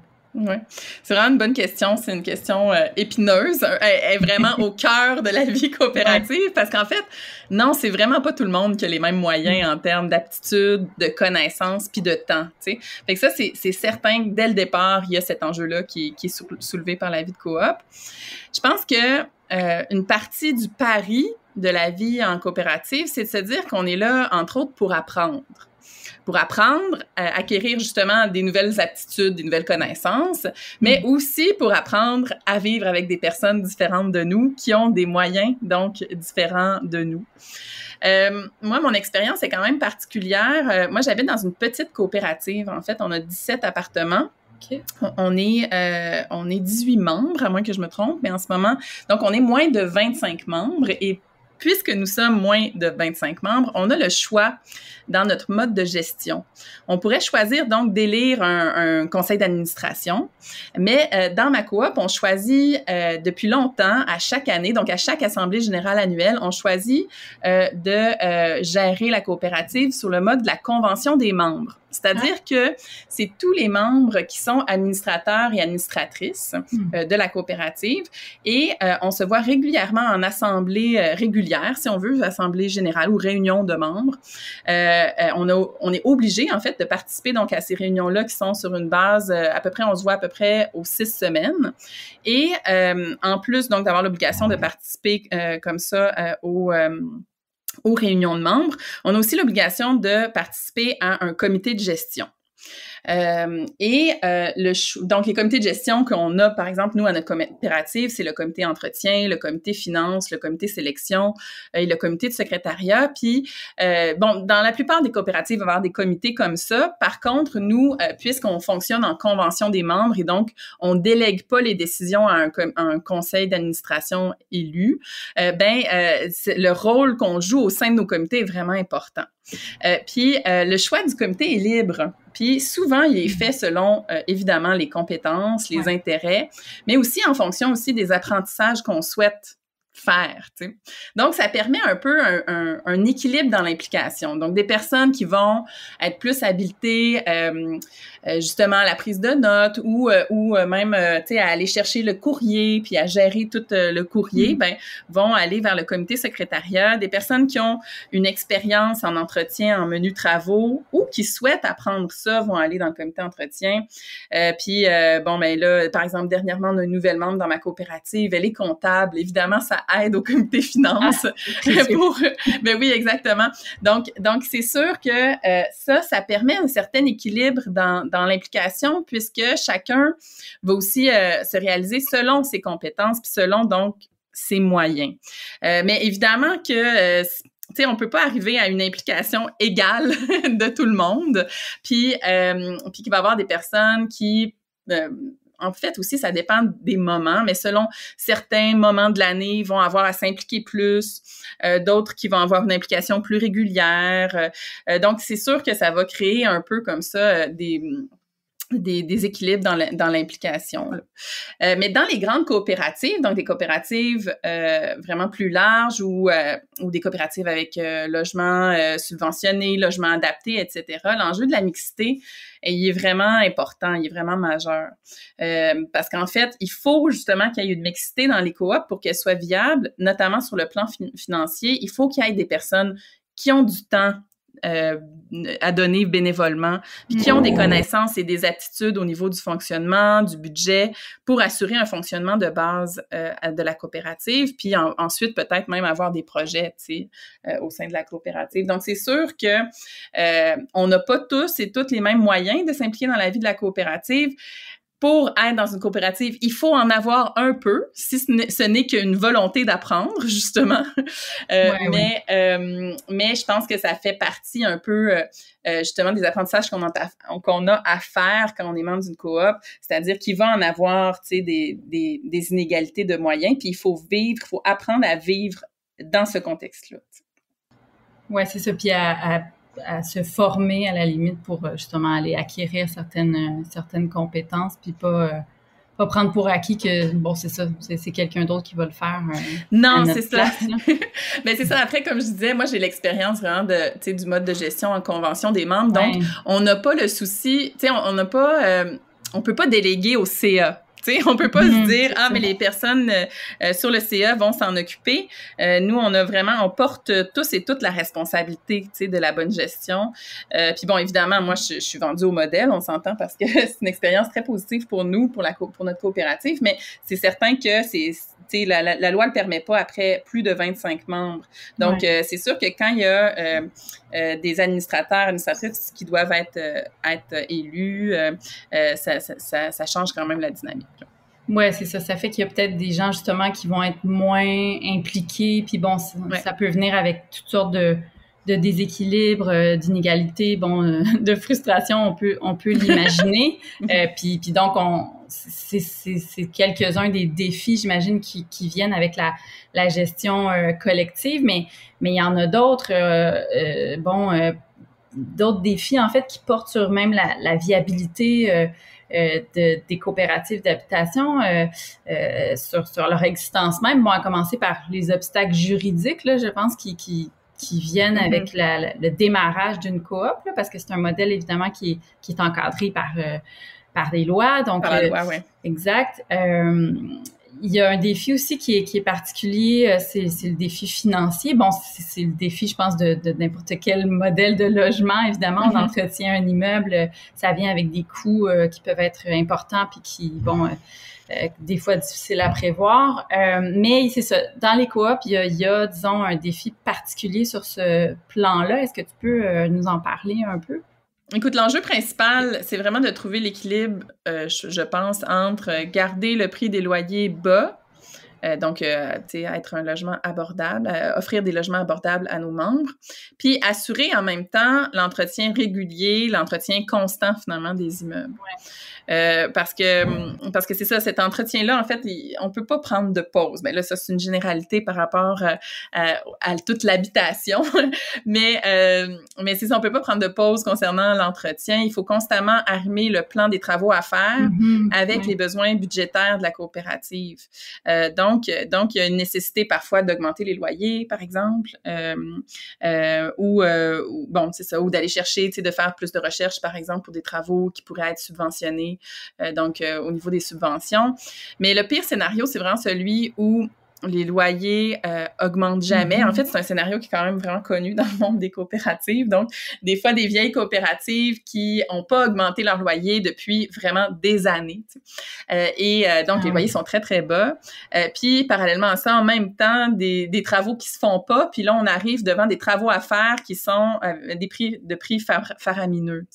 Je pense, par exemple, juste nous, on n'est pas dans cette situation-là, mais par exemple, dans les prochaines années, à notre coopérative, on doit refaire des murs de briques et des balcons, puis on en a pour des centaines de milliers de dollars. Donc, il faut être prêt, il faut avoir des réserves qui ont été montées, il faut avoir il faut avoir les revenus nécessaires pour faire ces travaux, tout simplement. Mais c'est ça, donc j'ai entendu des cas, des fois, de coopératives qui se retrouvaient sous tutelle, parce que ça peut arriver aussi quand on n'est pas, quand la coopérative devient pas viable financièrement, qu'elle va être mise sous tutelle, prise en charge. Puis là, il y a comme des espèces de plans de redressement qui vont être dessinés pour les coopératives, puis qui vont impliquer parfois des augmentations très drastiques de loyer pour les membres, tout à coup. Et ça, ça aussi, c'est très difficile après pour une coopérative de poursuivre ses activités dans ce contexte-là. Donc, ça repose vraiment aussi, en même temps, c'est ça, ça repose encore une fois beaucoup sur l'implication puis la participation, sur le fait d'avoir des personnes qui sont vraiment engagées pour la coopérative, pas engagées par, mais engagées dans le sens d'un engagement bénévole, là, impliquées, c'est ça, dans la coopérative, puis qui tiennent les rênes serrées, c'est-à-dire qui ont la vision de ce qui est à faire au niveau de l'entretien, de comment le faire, puis aussi au niveau des finances, où on en est, comment est-ce qu'on va réaliser les travaux à faire sur le plan financier. Donc, il y a plein de mécanismes justement qui ont été mis en place, puis les organismes québécois, tu sais, comme nous, on est membre de la FECHIM, aident beaucoup à cela. Par exemple, on a à faire un plan quinquennal de grands travaux pour justement aussi faire un budget qui est lié à des travaux qui sont à faire dans les 5 prochaines années. Donc, ça, c'est des choses qui sont demandées aux coopératives qui permettent finalement justement d'avoir une vision puis de maintenir cette vision-là. Puis aussi par rapport justement aux enjeux financiers, ben c'est aussi des défis collectifs par rapport aux prises de décision qui ont cours dans la coopérative.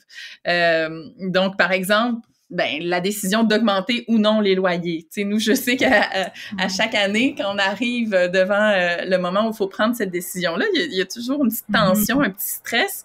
Je pense que le stress il est lié au fait que on se connaît aussi entre nous, les membres, on cohabite ensemble, etc., même qu'on a des relations amicales ou en tout cas de bon voisinage.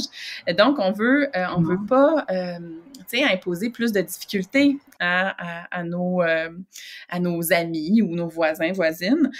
Mais en même temps, on est des administrateurs, administratrices, on doit prendre des bonnes décisions de gestion. Donc, on a souvent à voter, donc, des augmentations de loyer régulières pour permettre d'avoir les revenus pour faire face, je sais pas, à l'augmentation du prix du bois, pour nommer un exemple actuel, ou ouais, c'est ça. ou l'augmentation, je sais pas, des assurances ou des taxes municipales. Pandémique. Bon, etc. Donc, on va, c'est sûr, avoir des décisions un peu difficiles à prendre, puis c'est ça, où je repense, nous, un autre exemple, on a refait les fenêtres, on avait à refaire les fenêtres d'un de nos bâtiments, parce qu'en fait, moi, dans la coopérative, on a 3 bâtiments différents qui sont situés dans des rues différentes, etc., qui sont pas nécessairement liés ensemble. Puis donc, un de nos bâtiments, on devait refaire les fenêtres, et les fenêtres avaient des magnifiques vitraux. Et on a dû prendre la décision, est-ce qu'on garde les vitraux, ce qui augmente le prix vraiment de manière significative pour les travaux qu'on a à faire, ou est-ce qu'on laisse faire les vitraux, puis on les garde, mais on propose aux gens de les accrocher à quelque part dans leur maison. Mais donc là, il y a un vote là-dessus qui est fait, tu sais. Puis là, il y a aussi des gens qui habitent pas les logements avec les vitraux, qui doivent prendre la décision sur les vitraux dans les logements. En tout cas, donc, on voit comme justement que dans la décision collective, il peut y avoir plein d'enjeux, tu sais, qui vont être soulevés par les décisions à prendre sur les finances. Mais c'est aussi justement l'apprentissage de la vie démocratique à quelque part, c'est que finalement, surtout que nous, on fonctionne en assemblée, donc en réunion large, là, c'est qu'à chaque fois, ces décisions-là sont débattues, les différents points de vue sont exprimés, puis nous, c'est très rare qu'on n'arrive pas à une décision consensuelle, mais parfois, il y a des votes qui sont nécessaires, effectivement, pour trancher sur ces décisions-là. Ouais, donc c'est ça, c'est comme tout l'équilibre un peu entre les différentes situations individuelles, personnelles et l'intérêt, collectif de l'association puis de la coopérative, finalement, qui est quand même délicat, là, on le devine. Exactement, c'est parce que c'est comme si on a un double rôle, en fait. Tu sais, je pense que je l'ai nommé un peu tout à l'heure, mais on est les habitantes de ces lieux-là. Donc, on pourrait adopter une posture de locataire, mais moi, j'aime mieux parler quand même de habitantes. Puis, en même temps, on est les administrateurs, administratrices. Fait qu'on a aussi à penser au bien de l'organisme, tu sais, duquel on est membre. On a cette responsabilité-là. Donc, c'est ça. Ouais, puis il y a aussi, si je me trompe pas, des coopératives donc qui sont liées par des conventions là, avec des agences gouvernementales, oui, puis qui viennent à échéance. Là. J'ai parlé plus tôt là, de programmes gouvernementaux qui avaient permis à des coopératives de voir le jour, puis là ces programmes-là viennent à échéance, donc il y a un défi financier grand pour ces coops-là qui vont, si je comprends bien, avoir en fait perdre une source de financement. Donc, oui, les conventions, par exemple, avec la SCHL, si je prends l'exemple, nous, encore une fois, de notre coopérative, nous, la coop a été fondée en 1979, puis vraiment pris forme dans début des années 80, là. Puis on était donc liés, on avait des prêts avec la auprès de la SCHL, puis ça, c'est évidemment... la Société canadienne d'hypothèque et de logement. Exactement, puis c'est évidemment des prêts avec des taux vraiment intéressants, là, tu sais, c'est fait pour nous aider, puis avec ce lien-là qu'on a avec la SCHL nous permet, par exemple, d'avoir accès à des subventions, en fait, l'aide relative aux revenus, AACR. Et c'est ça, donc c'est certain que si quand on arrive à la fin des conventions, il va y avoir des enjeux financiers qui vont se poser. Par contre, pour une coopérative comme la nôtre, justement, qui est en bonne santé financière, qui est une petite coop, finalement, nous, la fin des conventions a rimé vraiment avec la fin d'un prêt à payer. Donc, c'était comme positif, finalement, on avait comme plus de revenus, finalement. Mais aussi, la SCHL et au Québec aussi, il y a des programmes qui vont dans le même sens, mais aussi d'autres types de subventions, par exemple, à disponibilité pour qu'on continue, comme par exemple, nous, l'aide aux revenus, elle s'est poursuivie au-delà de la fin des conventions, là. Oui, c'est ça. Donc, il y a beaucoup de défis. Mais bon, évidemment, il y a aussi quand même des avantages, là. Puis c'est un peu de ça que je voudrais dont on parle maintenant. Oui, il y a l'avantage de l'abordabilité dont on a parlé. Mais au-delà de ça, qu'est-ce que la vie en coopérative, ça apporte aux membres? Puis j'ai envie de te demander aussi à la collectivité de manière plus générale. Autrement dit, là, pour toi, qu'est-ce que ça représente les coops d'un point de vue plus politique ou communautaire?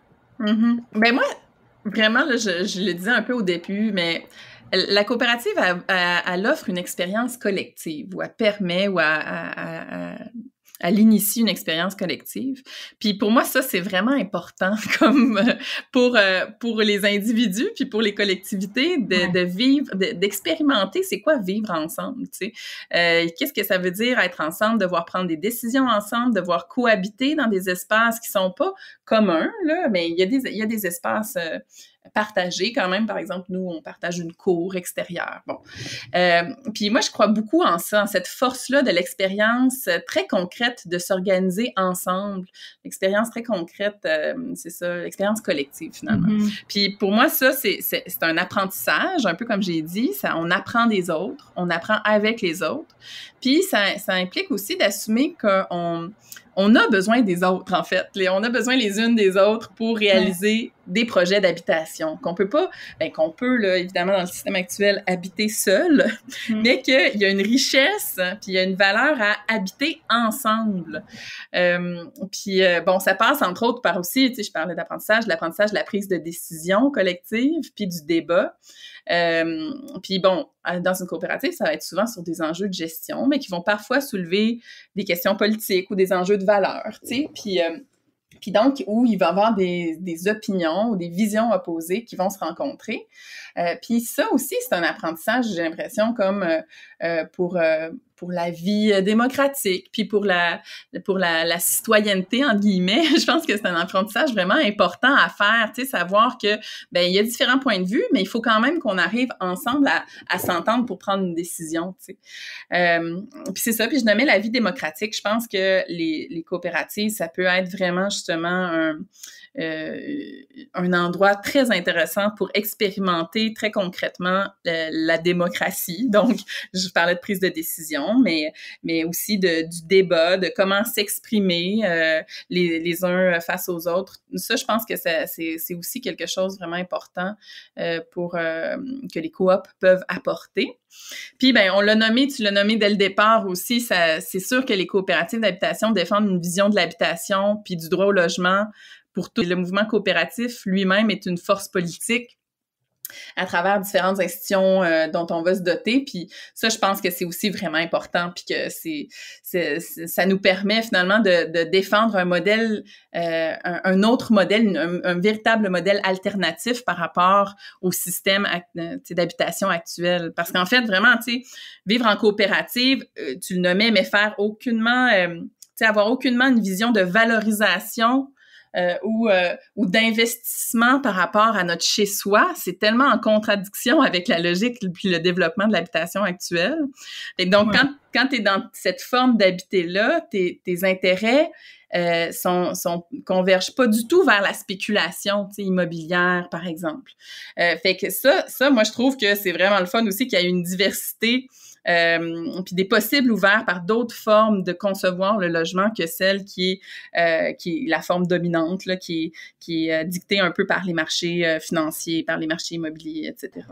Ouais, donc c'est ça. Il y a les impératifs concrets de la vie en coop, puis des fois, ça peut entrer, en conflit, ou en tout cas, les contraintes qui s'imposent à la vie quotidienne peuvent entrer en conflit avec l'idéal de gestion collective. En même temps, cet idéal-là, la vie en coop permet d'ancrer cet idéal-là dans justement un quotidien, puis des relations très concrètes, puis des décisions très concrètes. Donc il y a un modèle qui est certainement qui nous permet vraiment de penser, c'est ça, l'habitation en dehors là, du modèle dominant qu'on connaît actuellement.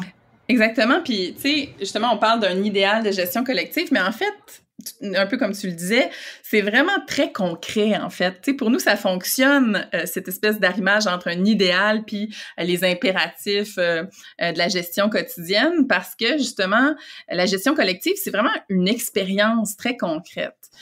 Puis, on se dote de politiques, on se dote de mécanismes, on révise constamment ces mécanismes-là pour s'assurer, finalement, le bon fonctionnement puis la viabilité financière de la coopérative.